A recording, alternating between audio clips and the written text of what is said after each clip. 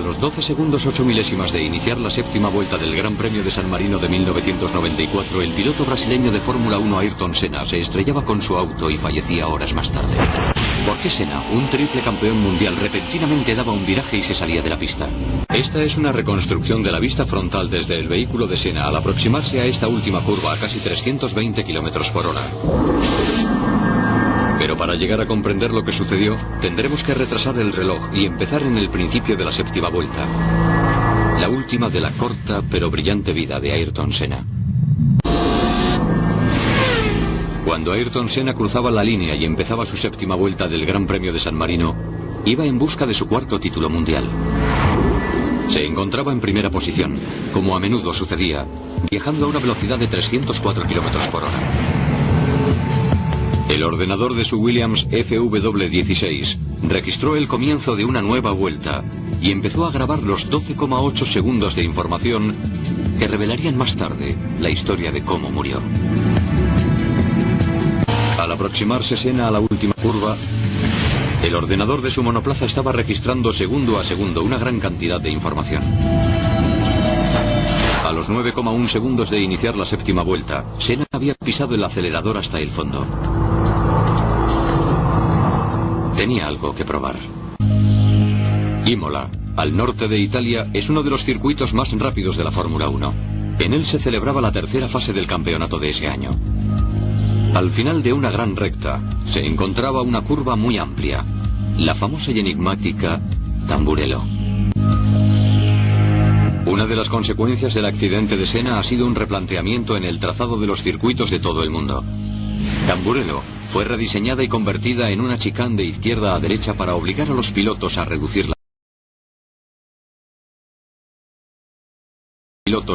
la velocidad. Pero a las 2:17 del domingo 1 de mayo de 1994 seguía siendo la misma curva difícil e implacable que ponía a prueba la propiedad que define por excelencia todo auto de la Fórmula 1.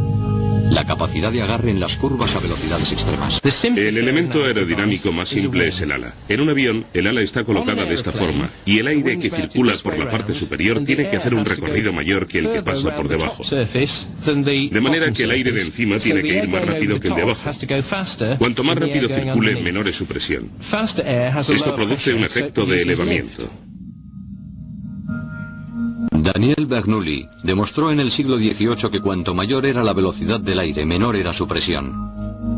Este es el principio fundamental que explica por qué los aviones vuelan y por qué los autos de Fórmula 1 no se salen de la pista.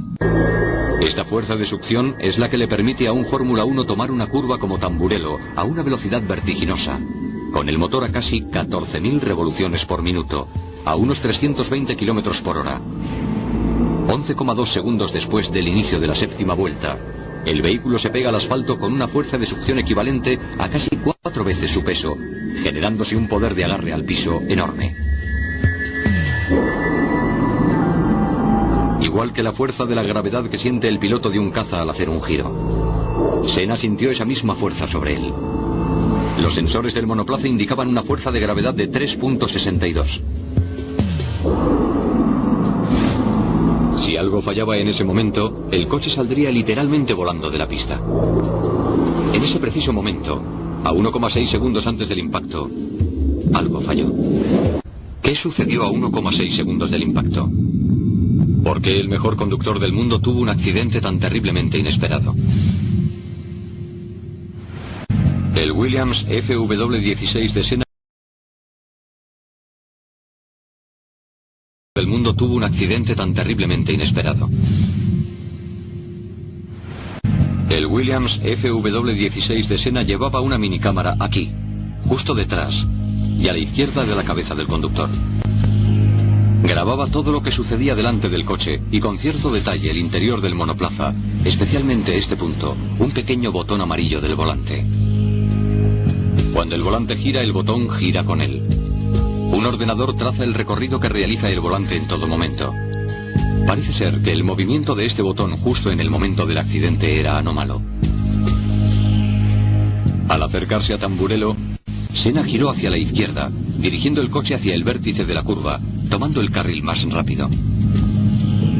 Esta reconstrucción muestra que el volante se mueve excesivamente ya no solo sobre su eje central, como sería lo normal, sino verticalmente también. Este movimiento es el que condujo a la teoría de que la columna de la dirección del auto de Senna se había roto. Pero se había roto causando el accidente o debido a la...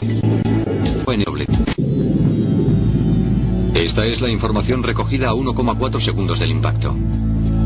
Los números verdes se refieren a la cantidad de fuerza de giro a que estaba siendo sometida la columna de dirección.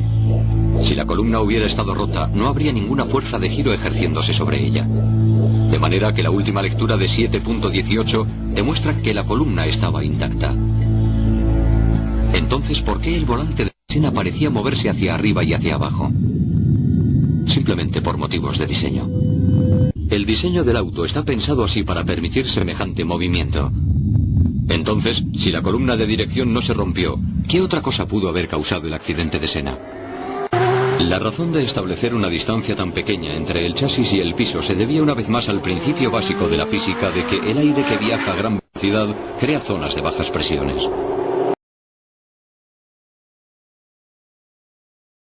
Causado el accidente de Senna.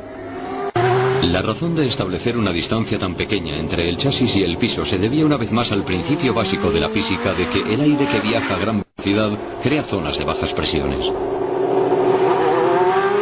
El ingeniero quiere obtener la máxima velocidad posible del aire que pasa por debajo del vehículo, dado que esto genera una zona de bajas presiones que hace que el coche se pegue al suelo.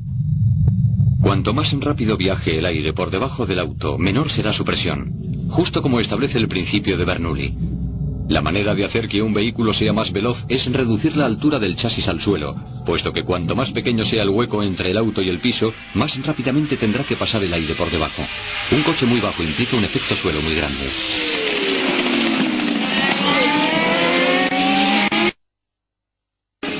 El problema con que nos encontramos es que a medida que se fabrican coches cada vez más bajos, la velocidad aumenta cada vez más y el efecto suelo es cada vez mayor, hasta que llega un momento en que el auto toca el suelo, se detiene la corriente de aire y el vehículo pierde momentáneamente el agarre al piso. Si esto sucede en una curva, el piloto está vendido.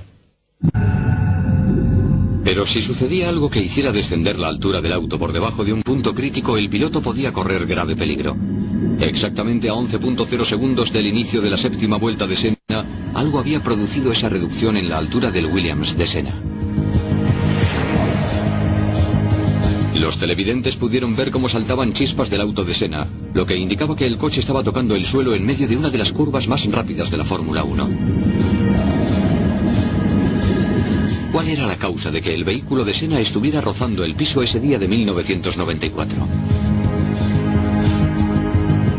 La carrera de Imola era solo la segunda vez que se utilizaba un coche de seguridad en una pista seca durante una competición de Fórmula 1, y el resultado fue un caos total, ya que los autos tuvieron que circular lentísimos detrás.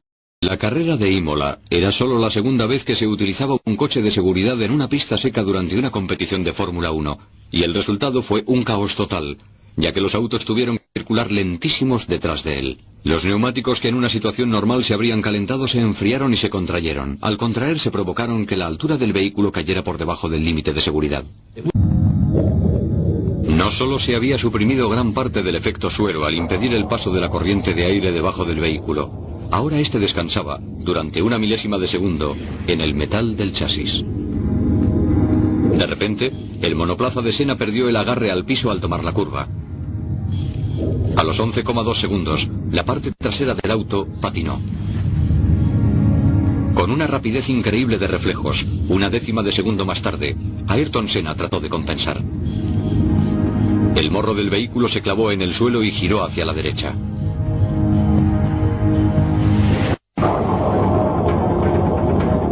Los datos del ordenador mostraban que Senna había pisado el freno a fondo.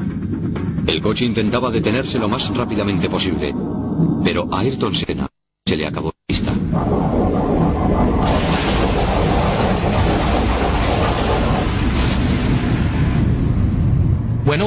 Después de todo, lo realmente trágico del accidente de Ayrton fue que si no hubiera sido por una pequeña cosa, habría podido salir del coche por su propio pie. Pero al estrellarse contra el muro, la rueda delantera quedó atrapada entre este y el chasis al hundirse la suspensión. Y mientras el coche patinaba rozando el muro, la rueda salió disparada a presión y le golpeó en la cabeza. Si no hubiera sido por eso, habría salido ileso. Senna murió justo 4 horas después en el hospital.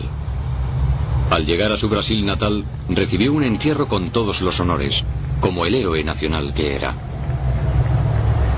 Multitud de admiradores pudieron a rendir y el país declaró 3 días de luto oficial. La lección aprendida del accidente cambió el deporte del motor profundamente. Sin lugar a dudas, esto ha contribuido a salvar muchas vidas desde entonces. Tal vez esto sea un digno legado para un gran hombre.